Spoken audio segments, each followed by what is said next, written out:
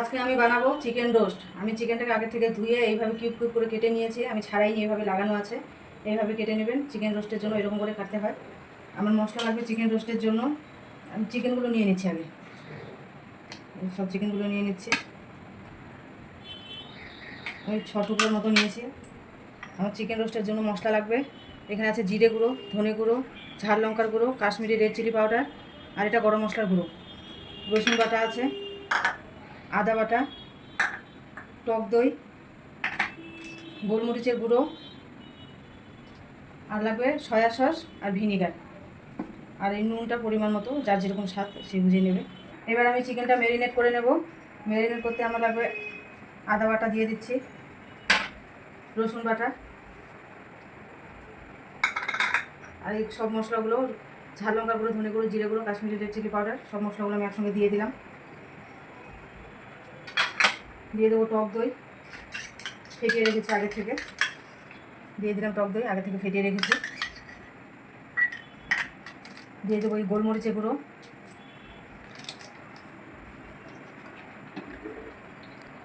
আমি 1 ঢাকনার মতো দিয়ে দেবো ভিনিগার, দিয়ে দেবো সয়া সস, আর দিয়ে দেবো নুন পরিমাণ মতো, যার যেরকম লাগে সেই বুঝে নিয়ে নেবে। এবার এটা আমি ভালো করে ম্যারিনেট করে নেব।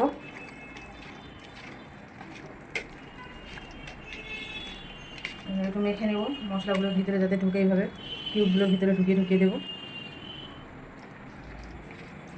ম্যারিনেট করে আমি 10 মিনিট রেখে দেবো।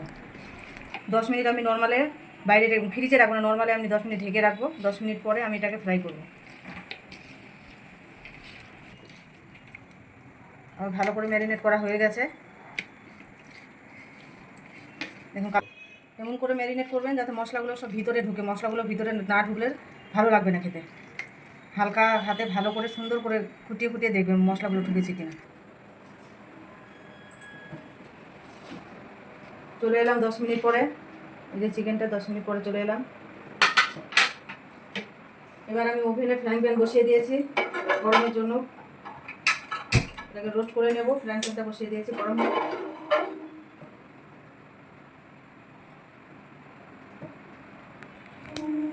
এবার আমি সাদা তেল দিয়ে দিচ্ছি। তেলটা একটু পরিমাণে বেশি করে দেবো। সাদা তেল দিয়ে দিলাম।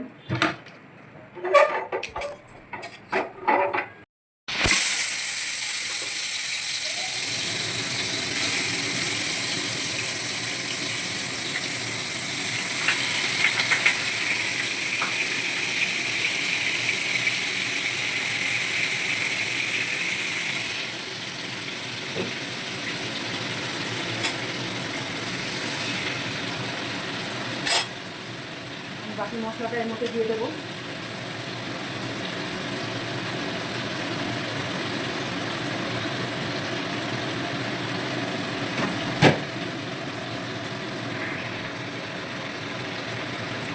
আমার সব চিকেনগুলো দেওয়া হয়ে গেছে। দেখুন কি সুন্দর করে দিয়েছে। এইভাবে আপনারা দেবেন পাট পাট করে। এবার আমি 5 মিনিটের জন্য ঢেকে দেবো। হালকা আছে, 5 মিনিট পরে আবার আসছে আপনাদের কাছে। 5 মিনিট পরে এলাম। এই ঢাকনাটা তুলছি, দেখি ঢাকনাটা তুলে সিদ্ধ হয়েছে কিনা। আমার অর্ধেকটা সিদ্ধ হয়ে গেছে। এক পিঠটা উল্টে দেবো। এক পিঠটা উল্টে দিলাম। কালারটা হালকা ব্রাউন কালার এসে গেছে, দেখতেও বেশ ভালো লাগছে। সবকটা আমি উল্টে দিলাম, দিয়ে একটু নেড়ে নেবো, হালকা ক্রস করে দেবো। আবার 5 মিনিটের জন্য ঢেকে দেবো। এক পাশটা আমার সিদ্ধ হয়ে গেছে, আর এক পাশটা সিদ্ধ হবে। 5 মিনিট পরে আমি চলে এলাম আবার। দেখি আমার এই পিঠ সিদ্ধ হয়েছে কিনা। চিকেনের এই পিঠটাও সিদ্ধ হয়ে গেছে। আমি উল্টে দিচ্ছি। এই পিঠটা হয়ে গেছে, এই পিঠটা ফ্রাই হয়ে গেছে। কালারটা বেশ সুন্দর এসেছে।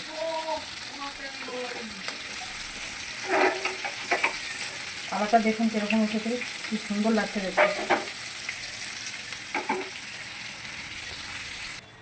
এবার চিকেন রোস্ট আমার হয়ে গেছে। এবার নামিয়ে নেব। দেখুন কালারটা কি সুন্দর এসেছে। সবকটা আমি নামিয়ে নেব।